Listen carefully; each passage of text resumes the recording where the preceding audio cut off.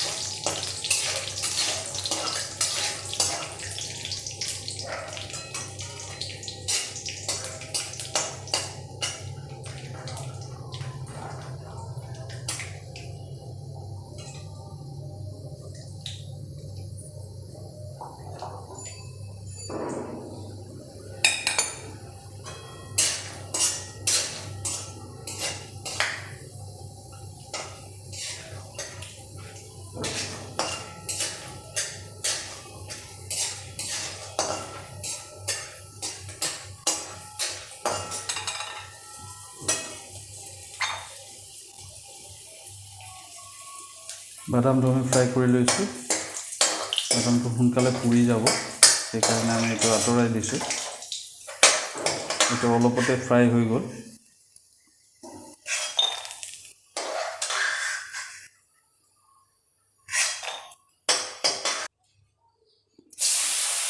আমি ইয়াত গাজৰটো দি দিছো গাজৰ আৰু লগত যেটো আমাৰ গ্ৰীন পিস আছে সেই গ্ৰীন পিসটো আমি ইয়াত দি দিছো এটা অলপ ফ্ৰাই হ'বলৈ দি আমি অলপ বইল কৰি লৈছিলো আপোনালোকে ডাইৰেক্ট এইটো কাটি পেলাই ইয়াত দি দিব পাৰে অলপ ফ্ৰাই কৰি ল'ব লাগিব আমি অলপ ভিজাই লৈছিলো আগত সৰুকে গ্ৰেট কৰা পিস বিলাক একেবাৰে সৰু হৈছে ইয়াত আমি দি দিছো ৰেজিনটো যেটো কিচমিচ আছিল সেইটো আমি ইয়াত দি দিলো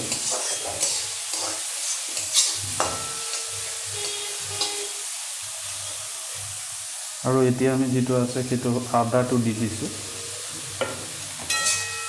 আদাটো গুছি গল ইয়াত এইটো অৱস্থাত অলপ ফ্লেমটো অলপ কমাই দিব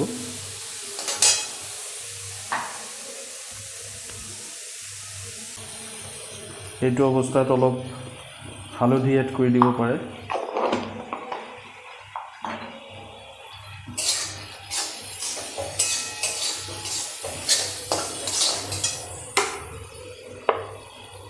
আৰু অলপ তেল লাগিব সেইকাৰণে আমি অলপ তেলটো দি দিছোঁ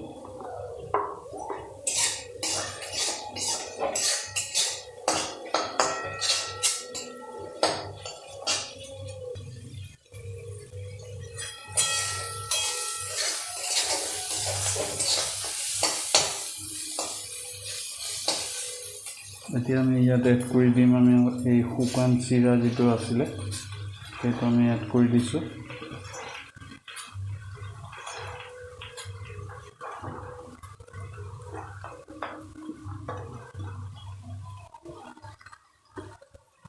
ইয়াত আমি 200 গ্ৰাম চিৰা লৈছিলোঁ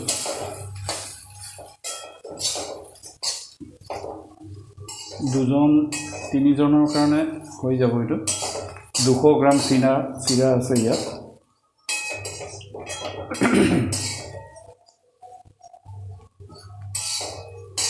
200 গ্ৰাম চিৰা আমি দুজনৰ কাৰণে তিনিজনো হৈ যাব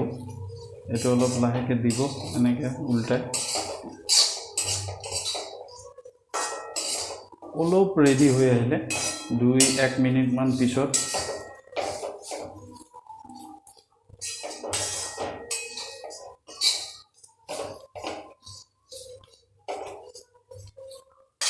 এইটো আপোনালোকে নন ষ্টিকতো ট্ৰাই কৰিব পাৰে আমি নন ষ্টিকত কৰা নাই এইটো আমি শুকান অৱস্থাত যেহেতু চিৰাটো ইয়াত দিছোঁ সেইকাৰণে এইটো নকৰিলেও হ'ব নন ষ্টিকটো আমি ইউজ কৰা নাই এইটো অৱস্থাত এনেকৈ পানীটো অলপ ছটিয়াই দিব লাগিব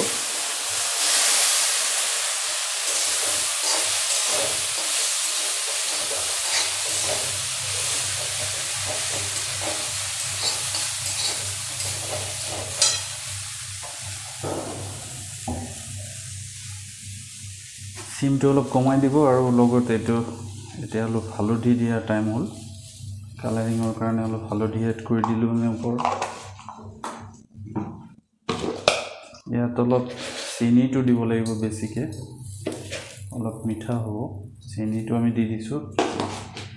আৰু টাইম টু টাইম অলপ পানী দি থাকিব লাগিব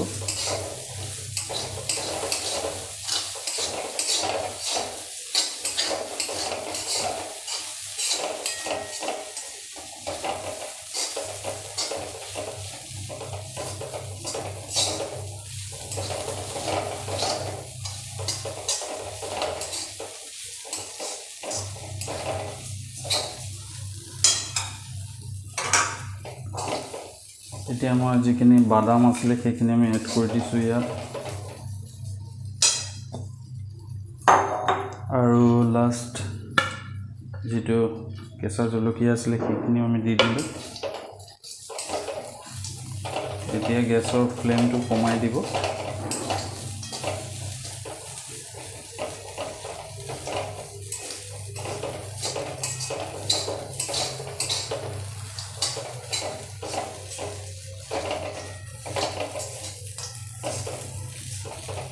অলপ দেৰি পিছে পিছে অলপ অলপ পানী দি থাকিব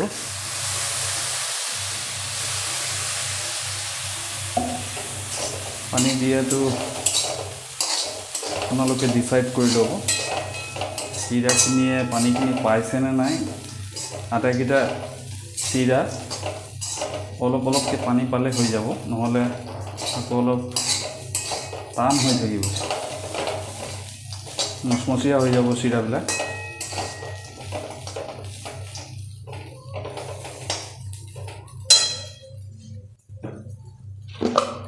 চেনিটো অলপ বেছিকৈ দিব লাগিব এইটো অলপ মিঠা হ'ব লাগিব আৰু লাষ্টত আমি যিটো কৰিম সেইটো হ'ল নিমখটো আমি একেবাৰে দিয়া নাছিলোঁ ইয়াত লাষ্ট অফ অল অলপ নিমখটো দি দিছোঁ আপোনালোকে টেষ্ট কৰি লৈ তাৰপিছত নিমখটো দিব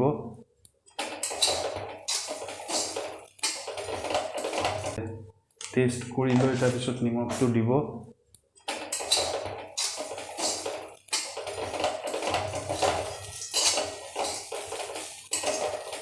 এইটো ৰেডি হৈ গৈছে কিন্তু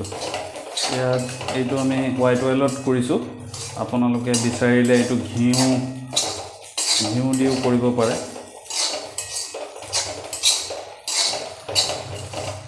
ইয়াত আমি গাজৰ আৰু মটৰটো যিটো এড কৰিছোঁ সেইটো অপচনেল হয় আদাটো অলপ দিব লাগিব আদাটো অলপ দিব সাফিচিয়েন্ট কোৱান্টিটিত আদাটো এড কৰি দিব কিয়নো আদাৰ টেষ্টটোৱে মেইনলি আৰু কেঁচা জলকীয়াটো অলপ দিব যিমানটো আপোনালোকৰ সুইটেবল হয় আৰু সল্টটো আপোনালোকে টু টেষ্ট আপোনালোকে যিমানখিনি বিচাৰে সিমানখিনি এড কৰিব সল্টটো আৰু জ্বলাটো যিমানটো বিচাৰে সিমানটোৱে এড কৰিব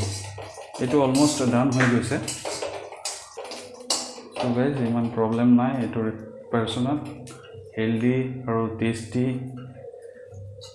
আপোনালোকৰ ঘৰত